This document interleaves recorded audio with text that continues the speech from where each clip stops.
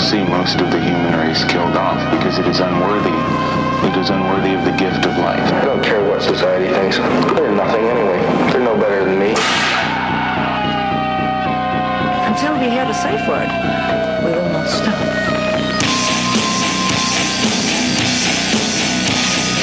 Have you ever thought what it would be like to see a person's head amputated? Think of things so horrible that the human mind cannot imagine them. To see all this and more when you see on stage, in person, that crazy mix-up. I like being set apart from people. I like to be hated. Safe Word with Jason Rouse. Hey, this is Jason Rouse, and welcome to the Safe Word Podcast. Ian Edwards and maybe Fahim. Baby, I'm too far away from the mic. You're too far away because there's been some budget cuts around here, so we've only got one microphone. How are you guys doing, ladies and gentlemen of the jury? I'm good, man. I feel good. like this is an intervention, and I know you guys are friendly, but at the same Rouse time... just sprung this on us. He's like, come see my new apartment. He did not mention anything about doing a podcast. I thought we come over.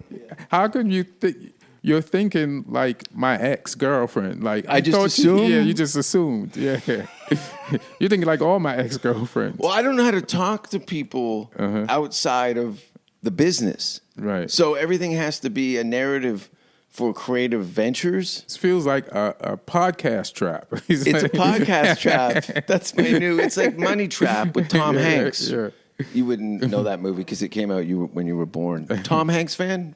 Fahim, are you a Tom Hanks? You're Tom Hanks. Yeah. I met Tom Hanks. Can I tell you the story? Oh, now he's got the mic. Now I got the mic. Now we're talking about the whites. I was like, what is this two-bit operation? Then you drop Tom Hanks, and I'm all ears. I need the mic now. Summer of 2001, I got to audition for SNL. For real? Yeah, I auditioned twice. Whoa. I've done it once. Phil Hartman, I was into college for writing and performing in 2000, and they decided to put a year-end award together, and Phil Hartman's brother and sister, Canadian, Brampton. Russell's from Brampton. Phil Hartman's from Brantford. And the school did a show in his hometown in Phil Hartman's name. It was a sketch comedy show. Well, as Phil Hartman's name, it was attached to it. His Laura Michaels got involved, Kids in the Hall. Dan Aykroyd was my intro for my stand-up performance. Whoa. Yeah, I was like, they go, oh, Dan Aykroyd. I go, please, make Dan Aykroyd say my name.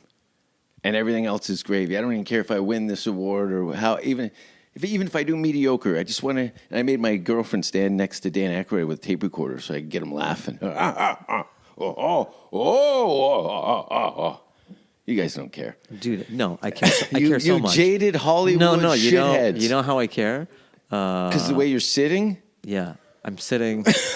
But also, Phil Hartman is one of my favorites. Yeah, he like when should people be. ask who my favorite, because it's not a lot of people's favorite because he plays a straight man, and he's such a utility guy. He wasn't like a loose cannon, but he was like such a good bass. He was a cannon, but not a loose cannon. Yeah, like Unfrozen Caveman Lawyer. He was so measured. He was so precise. Pee-wee's Playhouse. Oh wow, okay. Like yeah, but I just from Lawrence his SNL days, Fishburne, like yeah. No one says Phil's their favorite, but like he was always one of my huge favorites. Yeah. Yeah. No, Phil. It was. Oh, of course, the comedy community. He wasn't one of my favorites. Oh, no. Whoa. How rude. Well, let's bring him in. What? So, Lauren got to see me perform stand-up with Dan Aykroyd being my introduction. Allowed me How was your act then? Was it like anything like now? Or were you clean? It was relatively clean. Up until, around that time, I did a stand-up special, an hour stand-up special, and an hour of television. Yeah, I said it. I did an hour on television in Canada. So I had to work within the, it was the first time I was subjected to the language of television and like, we could get in trouble for something that you would say. So did you have to clean up your act, or your act was already clean? No. It was a terrorist attack most of the time. It was filthy, but more because Jim Carrey was such an influence. And Living Color changed my whole trajectory of what, especially Jim being planted in the middle of that cast, growing up 20 minutes from where he was from. I was like, okay, I can see at least some beats. And so there was a lot more physicality, wackiness. And I filled in the blanks with my lack of writing and poignant release. But so I had a year leading up to the taping. I spent meticulous time going over every bit, and I'd actually written it all into You knew a year in advance? I knew, I was about 8, because they weren't handing them out like America. Like there would be like 6 to 10 specials a year off and on for like 4 or 5 years. So there was like, you got it, and then you'd have 6 to 8 months of prep time. And it was Canadian comedy like then, like in Europe, people tour with their material for a year, and then they hit all the festivals, do their hour, and then drop it, and then move on to the next hour. Was Canadian comedy like that? No, you cut that experience in half. So Canadian comedy would be like amateur night, you get a professional guest spots, then you start the middle, doing your 30 minutes in between the host and the headliner, and then you get up to headliner, and then you try and get in the Just for Laughs to get a development deal, and that was about it. And anybody after that, it was get a green card, or is that a part of the award? The green card? Yeah. No. I got my green card completely on my own resume. I had no sponsors or anything. You got yours off the body of the guy you murdered. Yeah, sorry. He's coming in hot. I was going to make tea. But yes, it was the things that had happened. Anyway, Phil Hartman Award, didn't win it, but then the Saturday Night Live called the school and was looking for me, and I went to New York. And the week that I was there was when Tom Green was hosting. Oh, another Canadian. Yeah, and which was kind of cool. And one of my teachers who just passed away a couple of weeks ago was Ann Beats. The guy you got the green card from. No, it was a lady. She was one of the original SNL writers and wrote for National Lampoon. Told me all these legendary firsthand, like just stories. Some of the best stuff. Like just, it was so good. So she goes, well, do you want to come to SNL and watch a taping? I'm like, yeah, of course. Did the audition. The next day was the taping. Went. Tom Green was there. And then we went to the after party that they do, the rap party all the time. And I'm looking around. Will Ferrell had just finished Zoolander. So his hair was all still bleached on top. I was like, he did this movie with Ben Stiller. I'm like, oh, well, this is going to be kind of crazy. He looks fucking out of it. And then I hear Tom. Ann calls Tom Hanks over to sit down next to me, and then she gets up and leaves. So I spent like 20 minutes with Tom Hanks. He just finished Castaway at that time when we were talking about that. And he was so nice. Yeah. He's very nice. So what are you going to say about Tom? No, I like Tom Hanks. I think he's the one dude every nationality can agree on. Yeah. That is like if he ran for president, he could create his own party. You know what I mean? We don't even know what he really is. We just seen the body of movies and we're like, that's Tom Hanks. Yeah, who doesn't love Tom Hanks? Oh God, here we go. Yeah, I had to get the mic back. Okay, you're a Phil Hartman fan. But that would be Tom funny. not wacky enough for you? No, Tom's great. But that would be so funny if you were like, you know what, he was a real asshole. Like you're the one story that Tom Hanks, like he just really let loose. Like it's all a facade. No, I that would see because he's such a beloved personality that if like that's because I was afraid to meet certain people, and we probably all have a Mount Rushmore of like, oh man, if this goes bad, this is gonna really fuck up my life. You don't care. Yeah. If you met who's the captain? I don't care if somebody who projects a certain image and I meet them if they're not. Oh, so you It's like- came to like, my it house does- assuming there would be dead animals stapled to the wall, and you're like, the Yeah, first thing I'm- you said was, it's clean. I'm disappointed, Do you want but me I'm to still sitting here talking to you. do you want to put newspaper down and have a shit on the floor so you can relax? Yes, please. Is my onstage personality so polarizing that this is an adjustment for you? Yeah, it's just like if you're listening to this, right, and you've seen Jason I haven't hit Rouse record yet. on stage, right? Like you just wouldn't expect him to have like the cleanest A toilet? Yeah, like he's the type. He looks like the type of person who would jam up his toilet on purpose. I do that, but You know not what I'm my saying? toilet. Right. They call me the log father at Wendy's. Yeah. Like you send Snapchats that gross people out. Yeah. So I come in here. You got to have balance. And this is like my apartment or cleaner. Like I would have to clean up my apartment to avoid invite Be you embarrassed. over. Like Rouse is coming over. I got to tidy up. No one's ever said that. I got to clean up before the maid comes and does what I miss. Question, Yeah, there's though. no reason for it. Like, Yeah, your place looks like a girl's vagina before she goes to the gynecologist. She cleans up Tidy. and shaves Tidy. and tidies up before she goes there because she doesn't want the gynecologist to see it in its normal state. I don't date girls that go to the gynecologist. I rate more free range, street people. Some girl that you can smell the brand before you see it. We brand. glossed over this, but this is just like Tom Hanks, and you hate him. No, not even. So you just kind of gloss over that you auditioned for SNL. Yeah. Like I'm not going to probe. Well, I there need was- to know. I had 2 auditions. Sorry. Hold on. Sorry. Was it for the same year or different years? It was within a few months of each other. So this is sort of like a callback of sorts. I got a call back.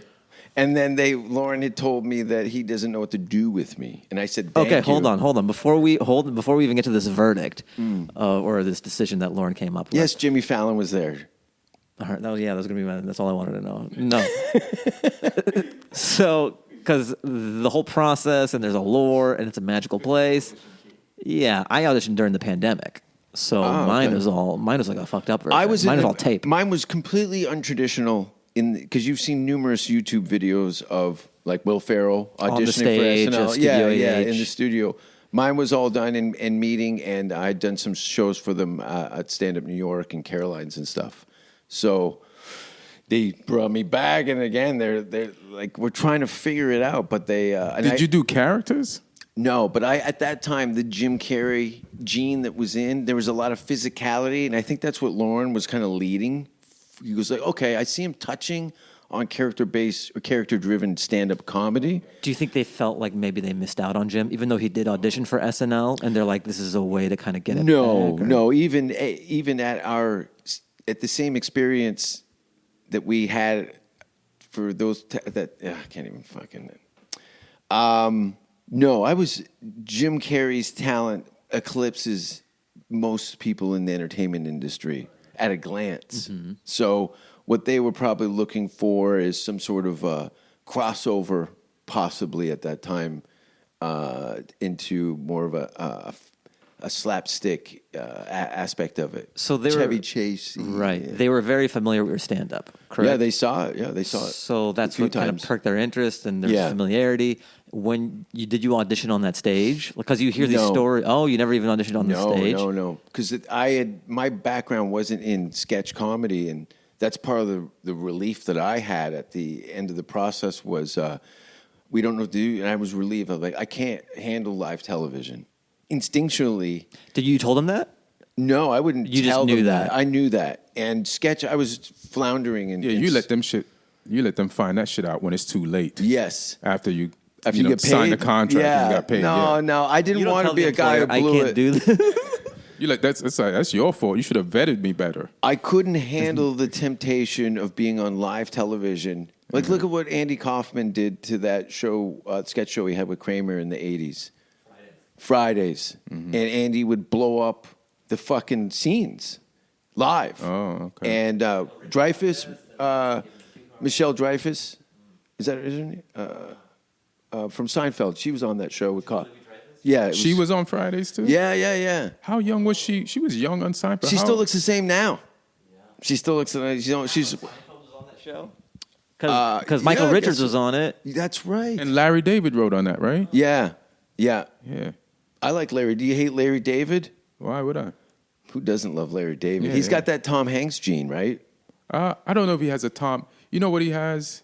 Like, he's not as likable, or he's likable in a different way. He's likable in the way that a lot of people would like to be. Like, Yes. like if you're going to be a curmudgeon, like he's made it acceptable and excusable for people to accept Him being a bit of a cunt.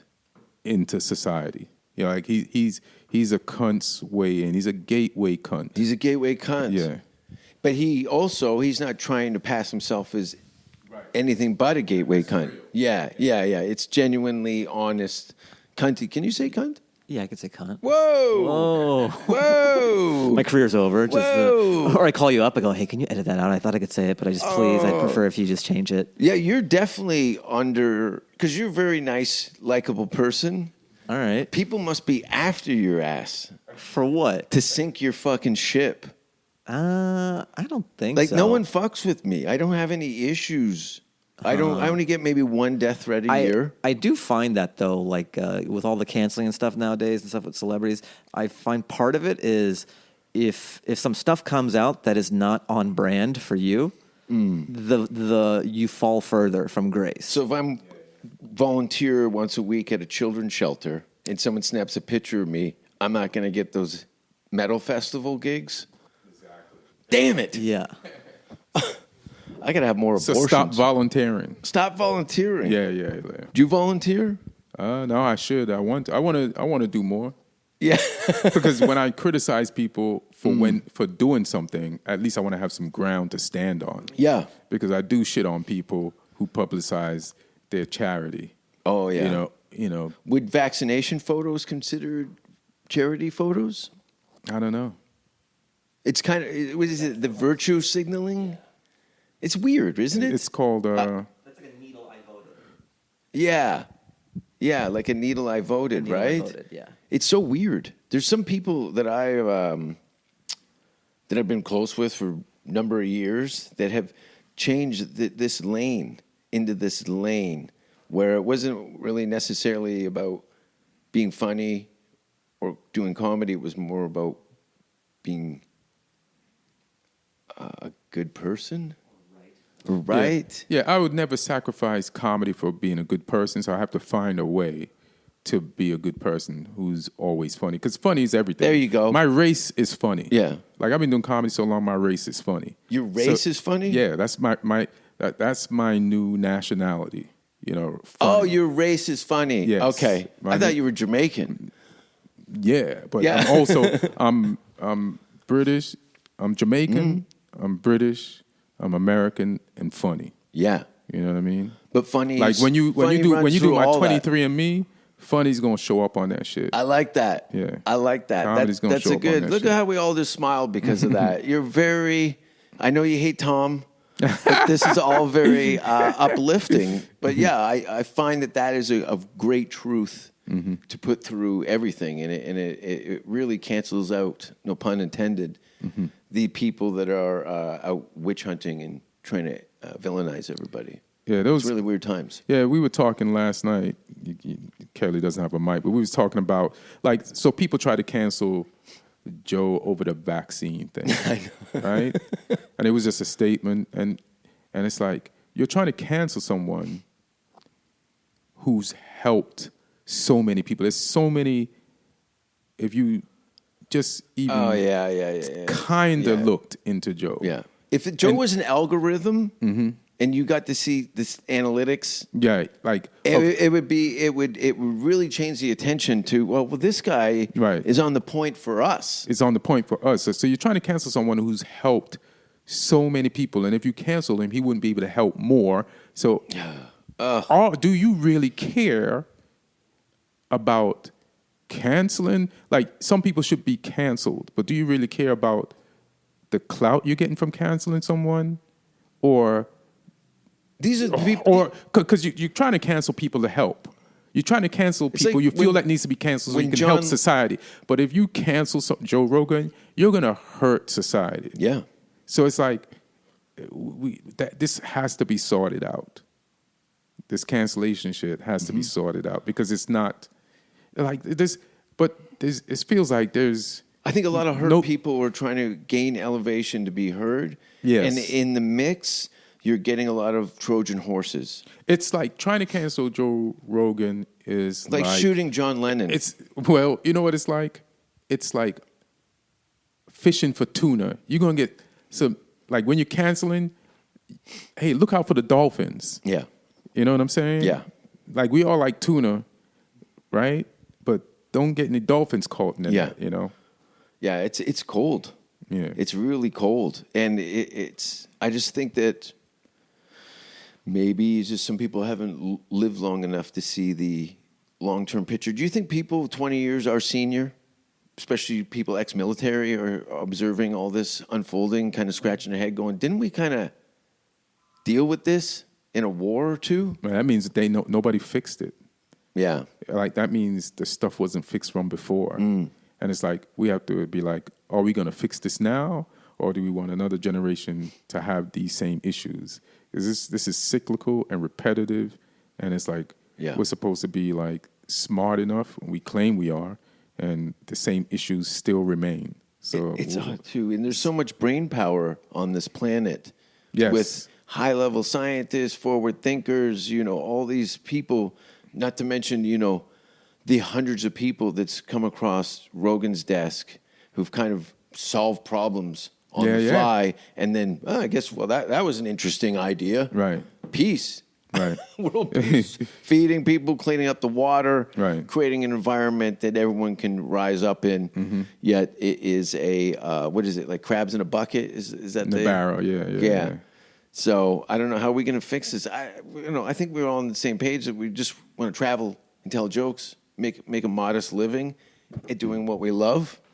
Maybe have some successes beyond a modest living. Would be Right. great. It ain't forever.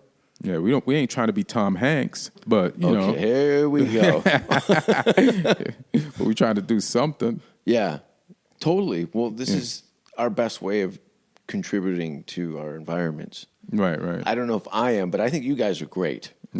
I mean, you definitely are. What are you talking about? I'm trying to create a situation that's so horrific that people have no position but to complain about me than the other things that don't mean shit. Yeah. It's Beetlejuice. Your job is when I'm getting canceled to jump in and do something worse and take the attention. Thank you. I'm your bulletproof vest I of society. Yo, you're like the comedian diversion, sort of like when you play youth basketball, some guy is barking in the corner of the court. Yeah. And then that frees up the lane. Yes. I'll get on all fours and start barking. Yeah. You want to do crazy? We'll do crazy. Get me on the fucking all fours in a Paddington Bear costume barking at the players. But you know what? You just made me realize, Fahim, how genius that play was. Like, it's so left field. It's Engineer. out of nowhere, and it worked. And it's like, who thought of that shit? We need to talk to that motherfucker. What else you got? You know what that is? That's kid logic. You're not pounded down by society and norms. A kid comes up with, it would throw them off if one of us started barking like a dog. Yeah. And then they'll be distracted, and the lane will be open. Yeah. Hit me down low. Parents are fighting, kid acts up to break up the conflict. Yeah. That's how I developed my career. Just breaking up families. Breaking up families. I go to Disneyland, mother and father are arguing, kids crying. I urinate in the fountain.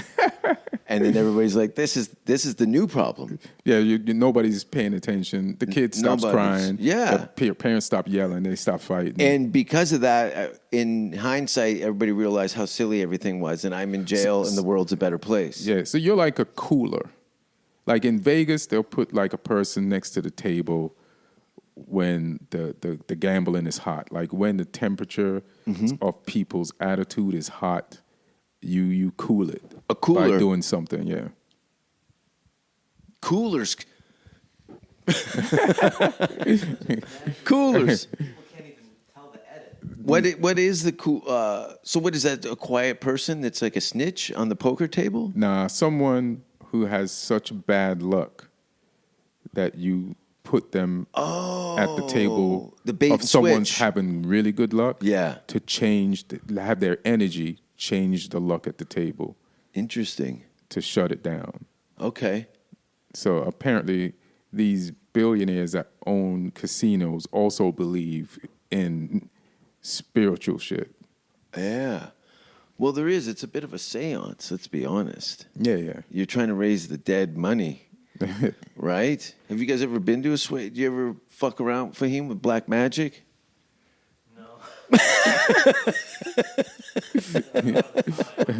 That was Ian's stripper's name, Black Magic. How did you know? Hey, I still got your calendar from 86. Oh, shit. Man. It's a long time ago, man. Speaking of 86, is that when you left England? No. No? No. Well, you were Why? I feel like, why'd you say 86? I don't know. I have some premonitions of numbers and things and stuff. And when I said that, for some reason, I was drawn to you to say 80. You have premonitions? Yeah. Now I want to know more about these premonitions. Like, what's going on? I'll show you some stuff sometimes. It's a lot of fun. Just timelines moving closer to me. It's pretty vague. It's pretty vague. Your explanation took me further away. Yeah. From knowing what you're actually talking about. It's hard to That's a describe. great skill. I'll try some of it tonight on stage if you guys want to sit in the front and boo.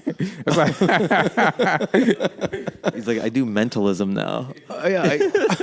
I make the walls bleed, and my urine turns red. It's really weird. Sometimes my urine turns yellow. Really? From red. Sometimes mine tastes different. It's really weird. It's not even the asparagus so much as the anger behind the force of it. Anger. It looks like rusty what? Oh, because your mother still loves you. Fahim's giving me the no.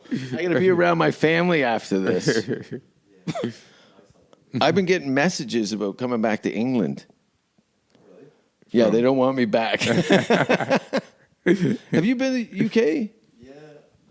Didn't you do the Soho Theater? I think. Yeah, I did like some stuff in Europe. So I did like a week in Soho Theater. That was fun, and then cool area, like that whole. Yeah, very cool, and also it was interesting because I've only done stand up like in the States and also like Montreal. That's pretty much it. What year were you at Montreal? 2007. I did New Faces in 2010, and then I've been back like other years and stuff. Yeah. Hey, what's it like being on New Faces in your 30s and 10 years into comedy? It's such a weird when did thing. I get it? I got it in my 20s though. Like, it's such a different experience going there as a new face as opposed to like later. Because it's just you're a ball of nerves and stress when you go for new faces. Not if you're high on blow. Yeah, where was this?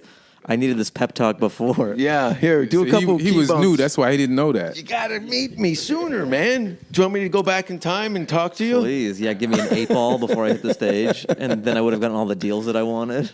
Montreal, great city. You've been to Montreal, of course. Yeah. Let me tell you something. I love Montreal, man.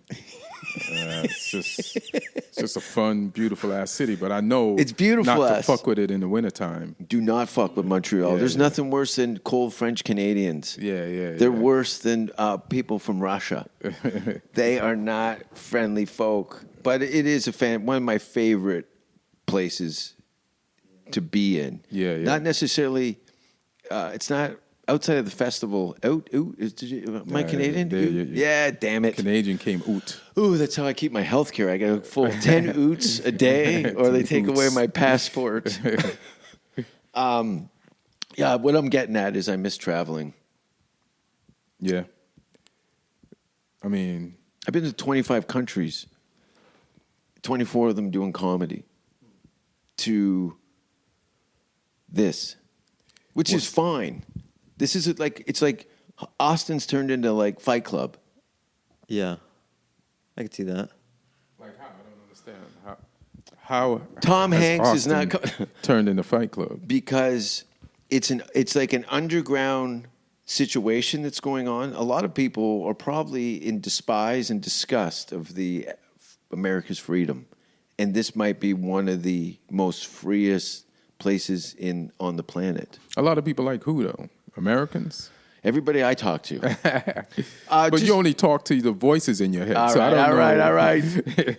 Bring out the goat.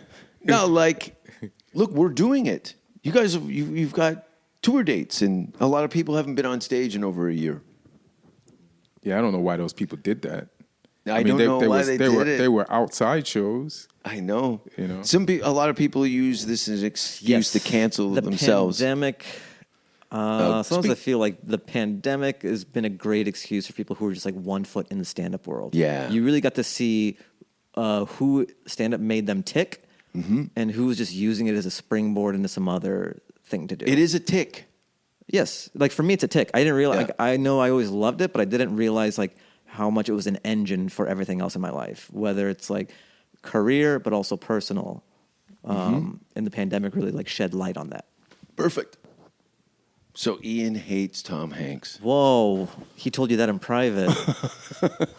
Yeah. He doesn't want to jeopardize those Tom Hanks acting jobs. But all the there's clean towels in the cupboard above the toilet. Yeah, use one of those. And the hand towel behind the door. He just strangled somebody. Yeah. You got a lot of blood in there. But no one's surprised about the people who actually stepped off.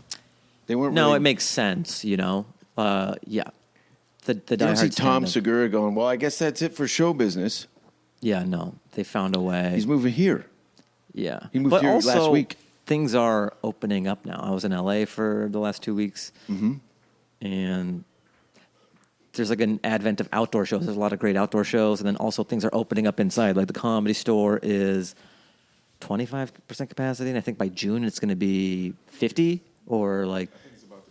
It's about to be full. The OR is already full, I think. Really? It's interesting how these weird baby steps, like... Yes. There's no science behind this. It is kind of odd, like how it goes from... Devastated wear society. 3 masks to we're packed now. Yeah. Yeah, but I guess, you know, hospital beds were full. It's not like bullshit. Cities do what they need to do. Yeah. Every city's different. Everybody's has their own agendas and narratives they're trying to elevate themselves. Like taking pictures of themselves getting vaccinated. Yeah. I hate needles. I'm covered in tattoos. Can't stand needles. That's funny. Every time I go in to have blood drawn from my mechanic. Maybe that's why you hate needles. That's true. He does it with a rusty crowbar. Dig in. I pass out usually. The nurses laugh because I try to explain to them that there's going to potentially be an issue. They're like, oh, you're covered in tattoos. I go, listen, sweetheart, I got to sit down or even lay down, and you're going to need a cold cloth for my forehead because when I come back, I like to bite. You need a right out of the Matrix, Malachi. you need an epidural for them to draw blood. Is an epidural in your spine? Yeah. For pregnant ladies. Yeah. I could have used an epidural for a couple of bowel movements I had. I love old white cheddar by the brick. Do you like cheese? Look at me. Do you like cheese? What's your favorite cheese? Fahim likes all the cheese. All the cheese. Yeah, I'll do goat sometimes. I'll do, you know. I don't like goat so much. I've tried to eat curry goat. It's there's something. I'll do oxtails, but goat. I don't know. I feel like my son's being murdered. Right. I'll do a brie, you know. I don't like the scab that's on the brie because I don't know where the good cheese and the bad cheese starts. So I end up just fingering out the center, and then it reminds me of summer camp. Right. Yeah, I don't know. Did you go to camp? Not like summer camp or what? No, concentration camp. Yeah, summer camp. Not really. Really, I think yeah. one time in 5th grade we went for like a week or two to this place called Camp Orkyla. It was like this island. They I grew up usually in stick Washington you on State. an island. Yeah. So it was like Lord of the Flies. You stayed in the cabin, cold showers. It was fun though. Did you see the monarch just fly over there? Whoa. That was for us. A butterfly just said hello. I have ADD. Listen, man, your place, I just went back to use your bathroom again. There's blood everywhere. No, your bathroom is like you have a flowered pattern toilet mat, and then you have No, there's blood. a cover on the toilet that matches that. Like, your place is so clean. I feel like I need to take my shoes off in here. Like, this feels wrong. No, those aren't flowers. Those are bloody handprints. Those are bloody. Oh, okay. Okay. Did that look like a flower to you? Yeah, I See, guess. you're a positive person. Yeah. You're the kind of guy. It's a Rorschach murder test. Yeah. Okay. When you drive by a car accident, you're like, oh, someone put out some roses. yeah.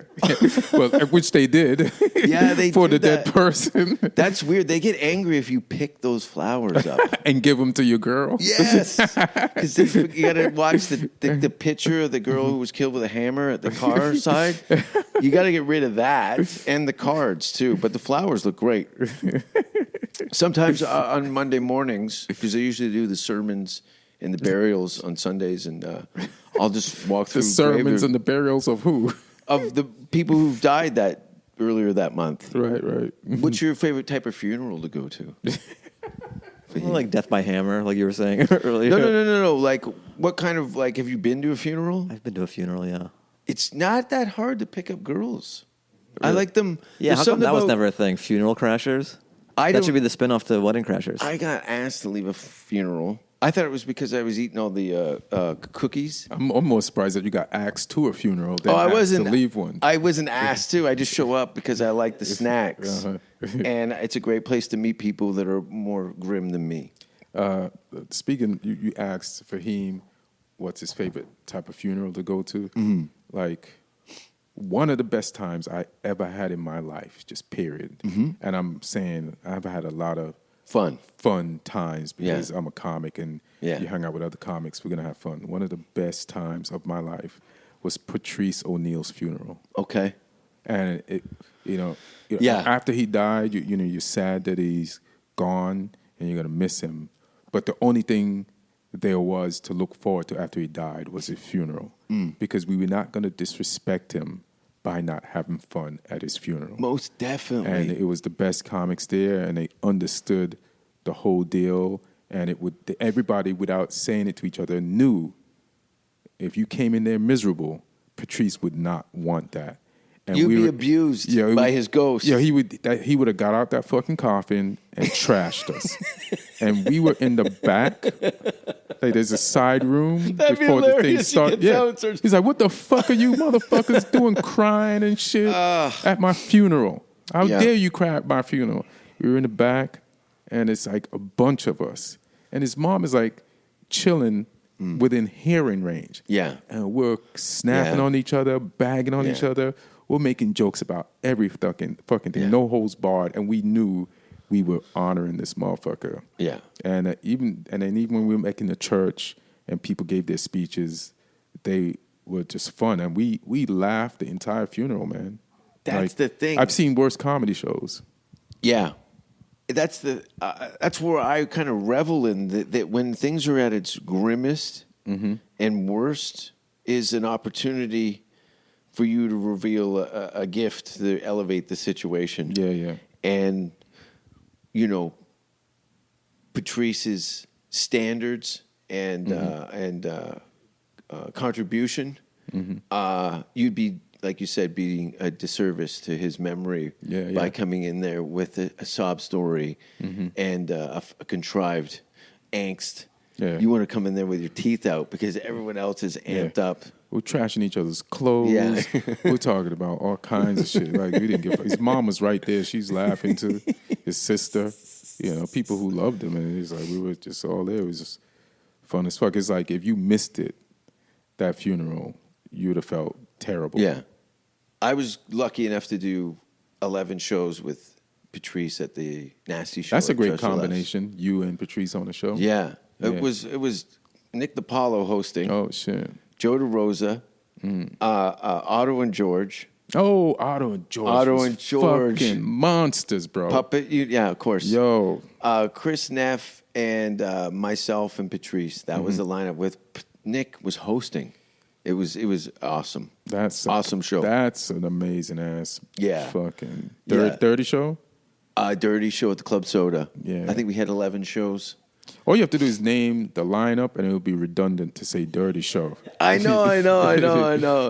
Yeah, it was called the Nasty Show, most popular show at the festival. That and New Faces. But I don't know what I think they're actually gearing up to do some form of the Just for Laughs festival, limited occupancy. Yeah, like in LA, but like I don't know, like viral, like on the internet. Like there's actual shows, but people can. I don't know. I'd be lying if I told you how it was going to work. Yeah, I don't think it's an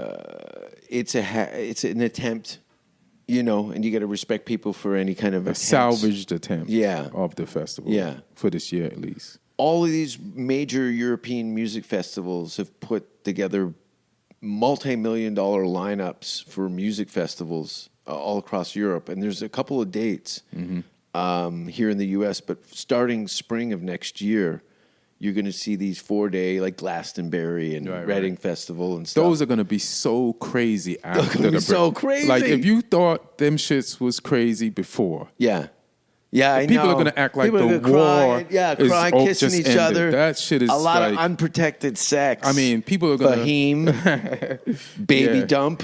Yeah, like imagine a break like we just had, and I'm using break as a nice word. A war.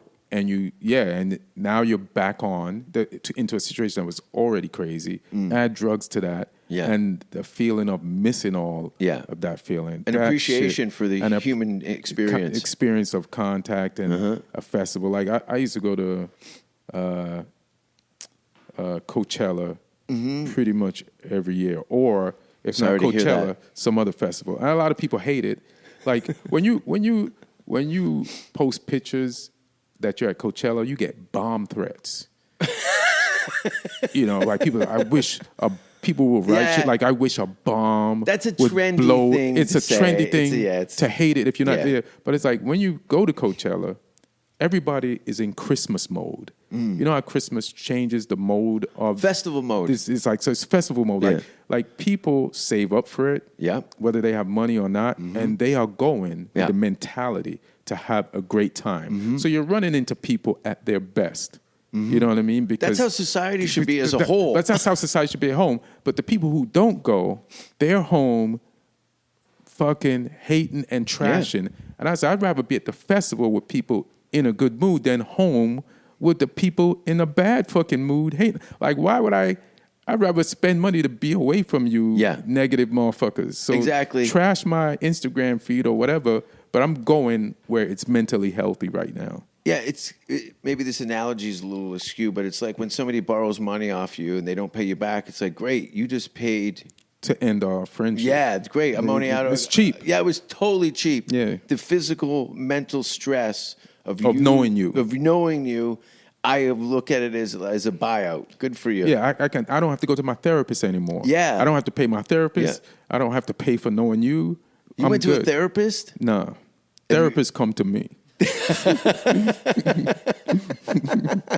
That's a great opening line. Therapist. It's not a line. It's real talk. Yeah, I believe it. Yeah. Did you ever go to a therapist? I did. Yeah, you did? I did because... Age is what? I'll tell you why. So I used to listen to Howard Stern, and I felt like he got most of his material, because he's on the radio every day, from going to his therapist, and he used to talk about... You want to have long-form conversation with somebody? So I felt like his therapist helped him come up with shit from his past to talk about on his radio show. Mm-hmm. So I think when Richard Jenny committed suicide, that's when Jamie at the Laugh Factory offered comics 3 therapy. So you get like 6 3 sessions with these one of those 2 ladies, and if you wanted to continue with them afterwards, you could pay. So I was like, I'll take the 6 3 sessions and see if I can come up with some material. After the 6 3 sessions, I didn't go any longer because those ladies were terrible co-writers. They didn't help me come up with anything. So I'm like, fuck therapy. I'm just going to write on my own. One of them got murdered. One of those ladies? That's the lady who got thrown off the balcony, right? Drew Carey's ex-girlfriend? Those ladies were too young to date. Not young enough to date Drew Carey. Okay. These are mature You remember women. the lady, that guy was on Kill Tony, and then he killed his girlfriend? Oh, vaguely. Yeah, and he was on TMZ. I think that was a young chick. She was not a therapist. If she was, she wasn't a therapist for I thought the she Laugh was Factory. I thought she was the in-house therapist for Laugh No, Factory. no, it was like So two- you were telling your personal stories to two different women? No, I picked one of them, and I was sitting with them to see what. It was like, you're a comic, you want to experience everything, and like I've never been to therapy before, but I didn't come up with any material. I wasn't. It just. Did you get any peace of mind out of it? I was just normal, man. It's just. This fucking these girls let me down. Yeah, it's the we were therapy supposed to that- go to the top. Yeah, we were supposed to. Yeah, I was The supposed to- Writers Guild. I was expecting to get a special worth of material out of these therapy sessions, and I didn't even get one bit. So I quit. Like I told you, my DNA It's when funny. I'm 23 is funny. Yeah. Like, why am I here if this shit Yeah. ain't funny? Yeah. You know what I mean? Like, I'm out. Like, I get it. yeah.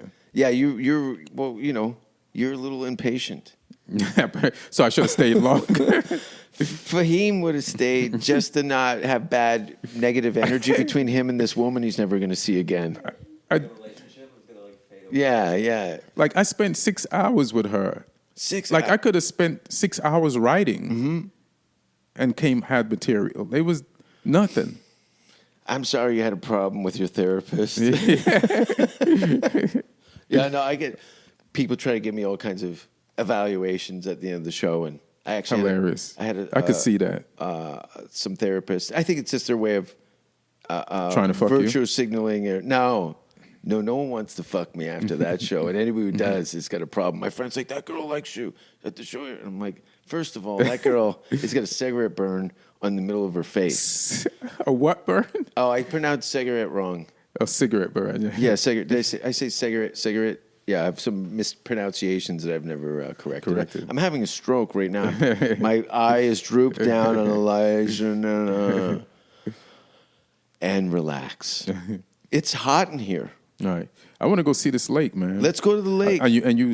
This is right next to it. You're going to see it. It takes 3 minutes to walk to the Let's lake. do this shit, brother. Thanks for being on the show. Ian, are you moving here or not?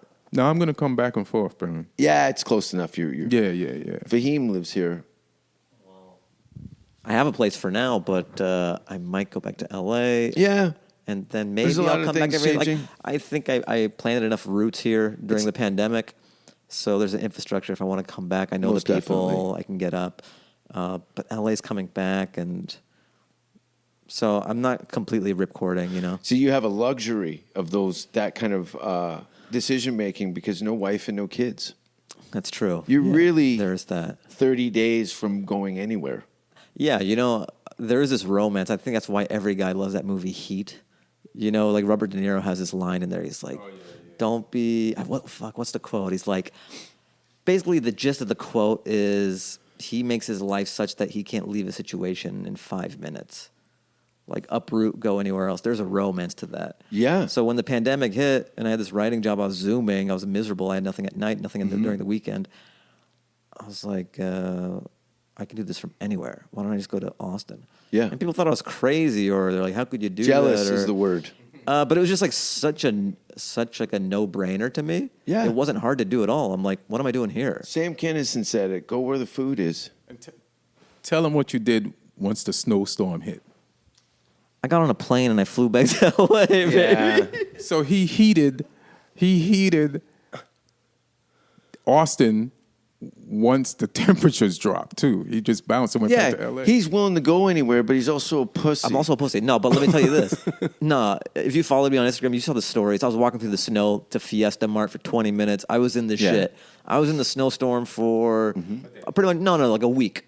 A week. Yeah. And it was like, I talk about it, like, I had no groceries, I had no car out here, so I was just Ubering everywhere and getting Uber Eats, and all the cars were off the road. Yeah. So like I didn't have food. No, I was know. trying to. I was like gonna die in the fanciest way. I was lucky enough to befriend a local person that had me come stay with him and his family for 2 nights until things came back around. Yeah. But I was sitting in my bed with blankets on, with a candle between my legs and a book, It was getting dicey. just doing the Shawshank wait out. You're in a developed world. Yeah. But as a human, you need certain things to survive. I know, but I enjoy the fact that everybody was freaking out, and I was kind of giggling, like, it's just, I'm Yeah, Canada. because I'm you're half- Mr. Freeze over here. I hate the cold, but the screaming and crying of That kept you warm? It keeps me warm. Oh, yeah. I'm telling you, the tornado. So I was cool the entire week. I was fine, and then my water got shut off like on the last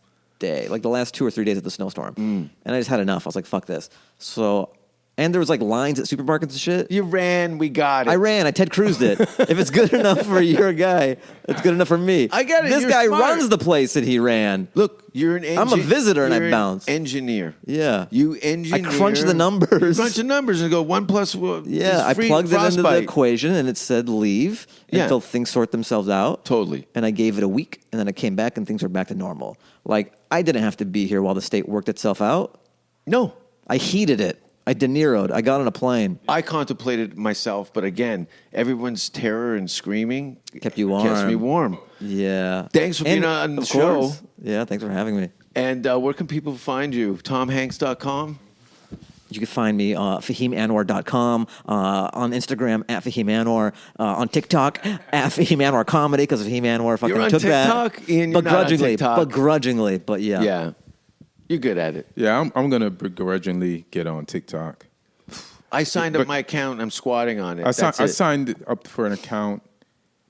It's not on my phone now, but I signed up for an account just so if I wanted to get on, the name would, You lock up your shit. You should be there available. And I'm on Instagram at Ian Edwards Comic, and I'm on Twitter at Ian Edwards Comic. But I'm going to get on it. I'll get on anything begrudgingly if it just helps me build Asses a fan in the base. seats. Asses in the It's in the seats. seats. And asses in the seats means independence. You know If what I it mean? stopped at MySpace and we could put asses in the seats, we're all reminiscing about MySpace. How nice was MySpace? You said reminiscing? My account is still live. I've tried to close my account like every 5 years and it won't They won't die. let you. They're It like, won't- please. Yeah, they won't let I it. update my top 8 like every week. That'd be Motherfucker, funny. I That's better your be on there. That's a TikTok video of you going into your MySpace and showing No, them. the kids would be like, "What is this?" Yeah. Thanks for being on the show, guys. Let's go take a little wander down the Lady Bird Lake and throw rocks at tourists. Yeah. Hell yeah. Stop! Stop! What happened was true. The most bizarre and brutal series of crimes in America.